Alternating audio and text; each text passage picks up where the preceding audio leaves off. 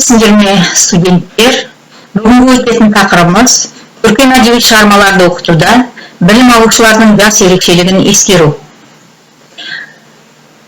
Бірінші, жас ерекшелігіне қарай оқырман ретінде қалыптасу сатысы. Екінші, жеткіншектердің әдеби көркем тілдерін жетілдіру жолдары. Үшінші, жас ерекшелігіне қарай көркем шығарманы талдаудың жолдары. Төртінші, қазақ әдебиеті пәндеріндегі шиыршық қағидат. Пайдаланған әдебиеттер: Бітібаева қазақ әдебиетін тереңдетіп оқытудың инновациялық әдістемесі мен технологиясы. Негізгі білім беру деңгейінің 5 және 9 сыныптарына арналған қазақ әдебиеті пәнінің жаңартылған мазмұндағы үлгілік оқу бағдарламасы. Байтанасова Айтуғанованың қазақ әдебиетін оқыту әдістемесі, сондай-ақ интернет ресурстар пайдаланылды. Көркем шығарманы оқыту кітапқа деген құмарлығы, сөз өнеріне деген ынтасы мен құлшынысын дамытады. 2019 оқу жылына арналған әдістемелік нұсқаулықта қазақ әдебиеті пәнінен оқушылардың оқырмандық қабілетін, сөйлеу тілін дамыту мақсатында оқу бағдарламасына қосымша жазғы демалыс кезінде оқитын көркем шығармалардың тізімі ұсынылған.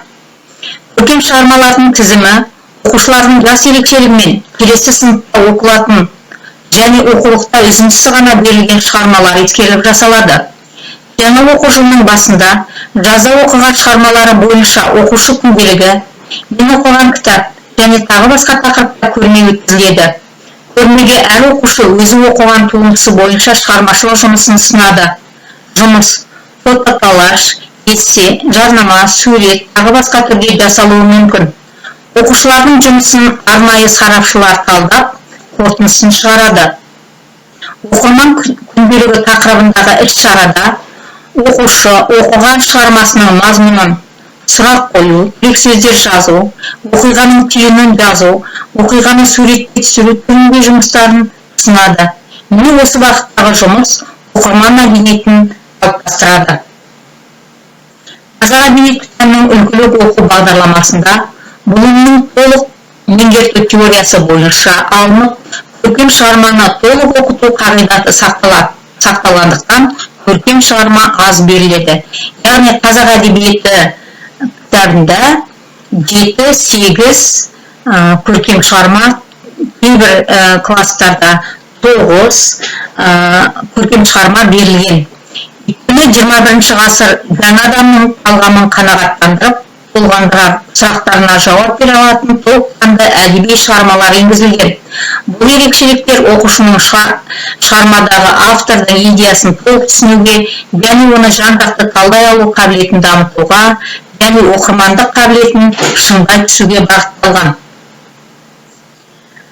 Көркем шығармадағы шиыршық қағидатын біз қалай пайдаланамыз? Яғни қазақ әдебиеті пәнінде көркем шығарманы оқытуда шиыршық қағидаты пайдаланылады. Анализ және интерпретация дағдысы бойынша қарастырайық. Мысалы, анализ және интерпретация бөлімі 4 бөлімшеден тұрады. Мұнда көркем шығарманың мазмұны және пішіні, автор бейнесі, көркем шығарманың тілі, шығармашылық жұмыс. Енді осындағы көркем шығарманың мазмұны мен пішіні бірінші бөлімшені алсақ, осы бірінші бөлімше 5 класста қалай оқылады, 6-да қалай оқылады, 7-дегі мақсат не, 8-де, 9-дағы мақсат не, және ол қалай оқылу керек, қарастыратын мәселесі не деген бұл осы шиыршық қағидатына негізделіп жасалған. Мысалы, көркем шығарманың мазмұны мен пішіні 5 сыныпта, әдеби шығарманың жанрына және фабуласы мен сюжеттік дамуын сипаттау. 5 класста сонда көркем шығарманың мазмұны және пішіні тарушасында оқушылар әдеби шығарманың жанрына қарай фабуласы мен сюжеттік дамуын сипаттайды. 6 сыныпта әдеби шығарманың жанры, фабуласын, сюжетін анықтайды. 7 сыныпта әдеби шығарма сюжетінің құрамдас бөлшектерін талдайды. Сонда 5 класста сюжеттік дамуын сипаттаса, 6 класста сюжетін анықтаса, 7 класста сюжетінің құрамдас бөлшектеріне талдау жасайды. 8 класста әдеби шығарманың жанрына байланысты сюжеттік желілерін, эпилог, прологтарды анықтайды. 9 класста әдеби шығармаға сюжеттік композициялық талдау жасайды. Яғни сонда көркем шығармадағы қазақ әдебиетіндегі шиыршық қағидаты анализ және интерпретация бөлімінің көркем шығарманың мазмұны және пішіні бөлімшесінде қалай жүзеге асты? Ол 5 класста жаңағы сюжеттік дамуын сипаттаудан басталған дүние 9 сыныпқа келгенде әдеби шығармаға сюжеттік композициялық талдау жасаумен аяқталады екен. Мектептерде көркем туындыларды оқыту білім берудің аса маңызды негізі болып табылады. Бұл күрделі жұмыс оқушының жас ерекшелігін ескеруді қажет етеді. Осы мәселелерді оқушылардың психологиялық ерекшелігі, жасы, оқып жүрген сыныбын ескерген дұрыс. Көптеген ғалымдар, психологтар, мұғалімдердің зерттеулері бойынша оқушыларды көркем шығарманы оқытуға баулу, оны оқырман ретінде қалыптастыру бірнеше сатыдан тұрады. Олар кіші жастағыларға, 5 мен 7 сыныптардағы 10-12 жастағылар үшін, ересек жастағылар 8 мен 9 сыныптағы 13-14 жастағы жасөспірімдер үшін, үлкен жастағылар 9 және 11 сыныптағы 15-15 жастағы жастар жатқызылады. Балаларды топқа бөлу әрине қатып қалған дүние емес. Қабілеті, дарыны, ынтасы, еске ұстауы, алғырлығы, ойлылығы жағынан бір сыныптағы бір жастағы балалардың өзі әртүрлі болып келетіні ол тәжірибеден көрінеді. Кіші жастағылардың психологиясы, мінез құлқы, физиологиялық жағынан балалықтан кетсе де әлі қалыптасып толысып жетіспеген. Олар қимыл қозғалыс жағынан шапшаң, өте әсершіл, әрі не нәрсеге сенгіш, барлығын шындық деп қабылдайтын, жақсылыққа да жамандыққа да құлай берілетіндер. Бұл жастағыларды зерттегілер әлі қызықтырады. Фантастикалық, қиял ғажайып оқиғалары бар шығармаларды беріле оқиды. Мектепке көп шулайтындар да, тез қимылдап әрі тез шешім қабылдайтындар да осы 10-12 жастағылар. Әдеби шығармаларды оқу, қабылдау ерекшелігіне келсек, поэзиядан, драмалық шығармалардан гөрі әңгімелеуді, қара сөзбен жазылған шығармаларды оқуға ынталы болып келеді.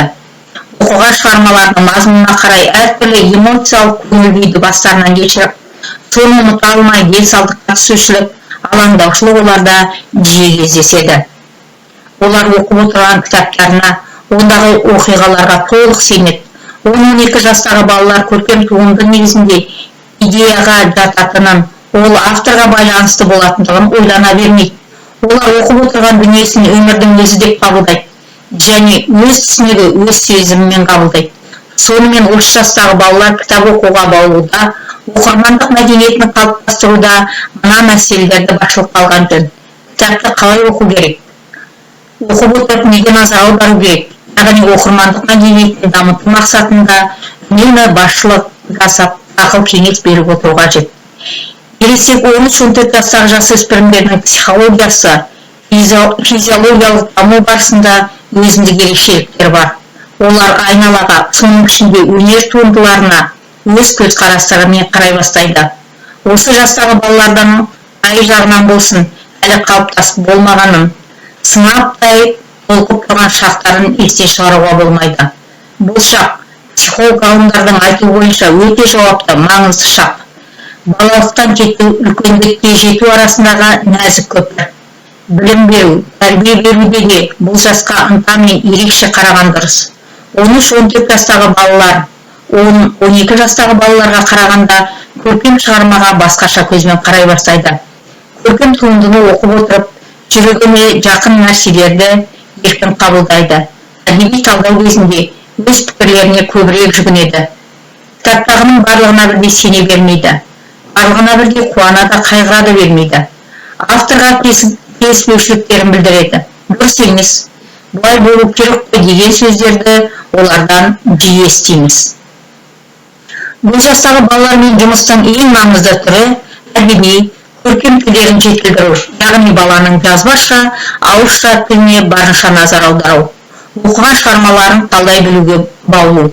Жоғарғы сыныптарда оқушылардың көркем туындыны қабылдаулары да жас ерекшелігіне байланысты. Бұл жастағылар өзін еркін сезінеді. Көп нәрсені өз беттерімен шешкенді ұнатады. Бас бостандықтарын сүйеді. Әрі оны қызғыштай қоруға дайын. Өмірге, айналаға өзіндік көзқарасы қалыптаса бастайды. Бұл шақ психолог тілімен айтқанда адам болып қалыптасудың гүл атқан шағы, жастық шағының бастауы, романтика, қиял, мұрат іздеу, алғашқы махаббат, бәрі әсіресе осы шақта құлпыра түседі. Міне осындай жастағылармен қандай жұмыс жүргізу керек? Бұл да бір өте күрделі нәзік мәселе. Жаңартылған білім мазмұнында оқу дағдыларына байланысты жүргізілетін жұмыстың бағыттарының өзі сан алуан. Олар: бірінші, әдеби шығармаларды талдауда ең алдымен оқушылардың өз пікірін, ойын, әсерін білу. Екінші, сенің пікірің, ойын қате деп кесіп айтудан сақтану. Бесінші, талдау барысында олардың еркіне ден қоя отырып, сенімді, дәлелді түрде шындыққа жетелеу. Үшінші, әдеби шығармалар айналасында жиі пікірталас өткізіп, тілдерін дамыта отырып, тілдерін қорғай білуге баулу. Төртінші, бұл жастағы оқушыларға алдындағы бала деп қарамай, оқырман ретінде қарым-қатынас жасап, тең дәрежеде әңгімелесу, өз пікірін, не оқулық пікірін қаламау, өздеріне қорытынды жасатуға жағдай жасау.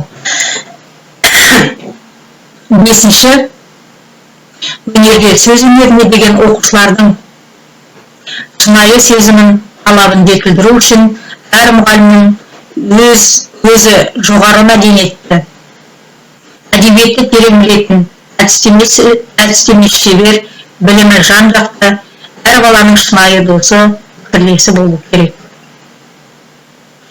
Көркем мәтінді талдау шығармашылық танымдық жұмыстарды талап етеді. Талдау барысында сараланған тапсырмалардың болуын ескерген дұрыс. Қай көркем шығарманы оқыса да, оқушылардың ол туралы өзіндік әсері, пікірі туындайды. Біреуге қатты ұнаған шығарма екіншісіне ұнамауы мүмкін. Оқушы көркем туындыны өз дүниетанымы, сезімі, білім дәрежесіне байланысты қабылдайды.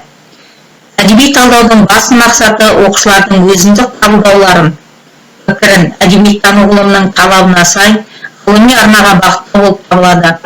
Көпшілік ұстаздар талдауды бастамас бұрын оқушылармен сол туынды жайында арнайы әңгіме, пікірлесу өткізеді.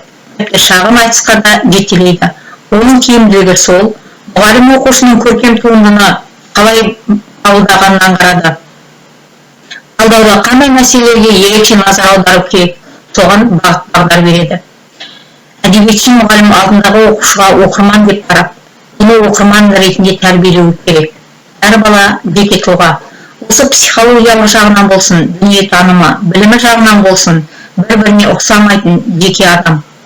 Талдау ең алдымен міне, сол жеке адамның жеке пікіріне сүйене жүргізілуі тиіс. Жеткіншектердің әдеби көркем тілдерін жетілдіру үшін әдеби талдауға назар аударылады. Қазақ әдебиетінде әдеби талдаулар анализ және интерпретация, бағалау және салыстыру дағдыларында жүзеге асады. Бірінші, көркем туындыларды жазушы ойы, идеясына көз жүгірту.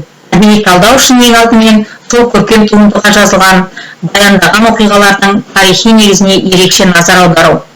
Екінші, көркем туындыны композициясына талдау тәсіліне, бас кейіпкердің іс-әрекетін салыстыру, негізгі оқиғаларды сұрыптау, портрет, суреттеудің көркем туындыдағы орнына тоқталу. Үшінші, жазушы стиліне талдау жасаудың маңызы, авторлық көзқарас пен идеяны ашу. Жазушы стилі дегенде ең алдымен оның көркем тілі, поэтикалық бейнелер жасауына назар аудару. Кері байланыс тапсырмасы 5 пен 7 сынып оқушыларына жас ерекшелігін ескеріп, қандай да шығармаларды оқуды ұсыну. Әр сыныпқа 2 көркем әдеби шығарманы ұсынып, дәлелін жазыңыз. Яғни, сіздер 5 пен 7 сынып оқушылары арасында жас ерекшелігін ескере отырып, қандай шығарманы оқуды ұсынасың. Жоғарғы жақта жаңа айтылды, жас ерекшелігіне сай болу керек шығарма, ол мектеп бағдарламасында оқып отырған шығарма үзіндісі берілу керек, немесе келесі алдыдағы оқу жылында оқитын шығармасы болу керек. Міне осыған байланысты көркем шығармалар таңдалып алынады екен. Әр сыныпқа 2 көркем әдеби шығарманы ұсынасыздар, содан кейін оның дәлелін жазасыздар. Кері байланысқа берілген тапсырма осы. Кері байланыстың тапсырмасын орындағаннан кейін орындаған тапсырмаларыңызды Canva жүйесі арқылы жіберулеріңізге болады, немесе электронды почта арқылы жіберуге болады, немесе WhatsApp желісі арқылы жіберуге болады. Яғни кері байланыстың тапсырмасы сіздердің қай жүйеге ыңғайлы өздеріңізге сол жүйе бойынша кері байланыстарыңызды бересіздер. Сабақ аяқталды балалар, сау саламатта болайық.